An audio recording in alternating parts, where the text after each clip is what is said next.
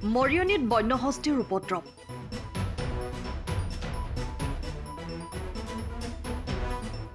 মৰিয়নিত প্ৰতিদিনেই বৃদ্ধি পাইছে বন্যহস্তীৰ উপদ্ৰৱ। নিশা হলে গিবন অভয়াৰণ্যৰ পৰা খাদ্যৰ সন্ধানত জনাঞ্চলত প্ৰৱেশ কৰি পথাৰৰ পকা ধান খাই তছনছ কৰে বন্যহস্তীৰ। বন্যহস্তীৰ উপদ্ৰৱৰ পৰা পৰিত্ৰাণ পাবলৈ এইবাৰ মৰিয়নিত নিশা ধাননি পথাৰৰ পৰা বন্যহস্তী খেদিবলৈ বন বিভাগে ব্যৱহাৰ কৰিছে এক বিশেষ যন্ত্ৰ।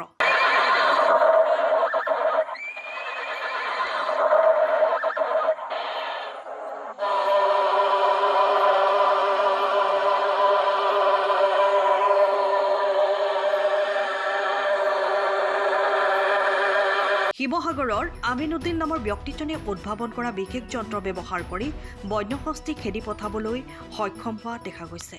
এই যন্ত্ৰটো 2018 চনত মই নিৰ্মাণ কৰিছিলোঁ। মোহাম্মদ আমিনুদ্দিন আহমেদ। মই নেশ্যনেল ইনোভেশ্যন ফাউণ্ডেশ্যনৰ এজন ৰিচাৰ্চ ইনোভেটৰ হয়। নেশ্যনেল ফাউণ্ডেশ্যনৰ সহযোগতে আমি বনাইছোঁ আৰু বৰ্তমান society for economic and social এইডৰ NGOৰ ফালৰ পৰা আমি জেগাই জেগাই হাতী খেদা অভিযানটো কৰিছোঁ। ছ'চিয়েল ছাৰ্ভিচ হিচাপে কাম আৰম্ভ কৰি আছোঁ। এতিয়া আমি জেগাই জেগাই সফল হৈছোঁ আৰু ভাবিছোঁ যে ৰাইজৰ মানে এই খেতিকেইদিন যদি আমি ধান পথাৰখিনি কিছু সুৰক্ষা দিব পাৰোঁ, ধান কটালৈকে অন্ততঃ ৰাইজে অন্ততঃ সকাহ পাব, এইটো আশা কৰি আমি ইয়ালৈ আহিছোঁ। এই যন্ত্ৰটো যেতিয়া চলাই দিয়ে তেতিয়া আপোনাৰ হাতী পলায়নে বা হাতী আঁতৰি যায়নে? হাতী এইটো যন্ত্ৰটো চলোৱাৰ ঠিক 3-4 মিনিটৰ পিছতে হাতীখিনিয়ে প্ৰথমে এটা একশ্যনত তাৰপিছত এটা নিৰ্দিষ্ট দিশত তেওঁলোকে পলাই যায়। কেতিয়াবা গ্ৰুপ হিচাপে 2-3টা দিশত আঁতৰি গুচি যায়। ইয়াত দেখা গৈছে ঘোঁৰাৰ মাজত দেখা গৈছে, বাঘৰ দেখা গৈছে, গুলি ফুটোৱা শব্দ। আচলতে কেনেধৰণে এইটো আচলতে? আমি ধৰি লওক বিভিন্ন জেগাত বিভিন্ন হাতীৰ অভিজ্ঞ মানুহৰ লগত আলোচনা কৰি গম পাইছোঁ যে হাতীয়ে ঘোঁৰা মাতটো বৰ বেয়া পায়।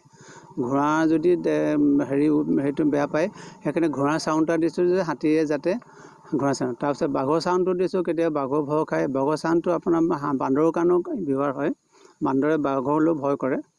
তাৰপিছত মহ বাহৰ চাউণ্ড এটা দিয়া হৈছে আৰু গুলি চাউণ্ড এটা দিয়া হৈছে। গুলি চাউণ্ডটো মানে কি, যিহেতু আপোনাৰ বনকৰ্মীসকলে গুলি চলায় কেৱল শব্দটোৰ কাৰণে চলায়, সেই শব্দটো যদি আমি এনেধৰণে দিব পাৰোঁ তেতিয়া গুলি খৰচাটো বাচি যায়। উপকৃত হয় নহয়? উপকৃত হৈছে আপোনাৰ। আপোনালোকে কোনে আনিছে আপোনালোকক ইয়ালৈ মৰিয়নিলৈ? মৰিয়নি ফৰেষ্ট ডিপাৰ্টমেণ্টৰ ফৰেষ্ট ৰেঞ্জ অফিচৰ পৰা আনিছে। আমি ধৰি লওক এই ছ'চাইটি ফৰ ইকনমিক ছ'চিয়েল এইডৰ ফালৰ পৰা আমি আহিছোঁ। তেওঁলোকে যিমানখিনি সহযোগিতা কৰিছে আমাৰ সেইকাৰণে।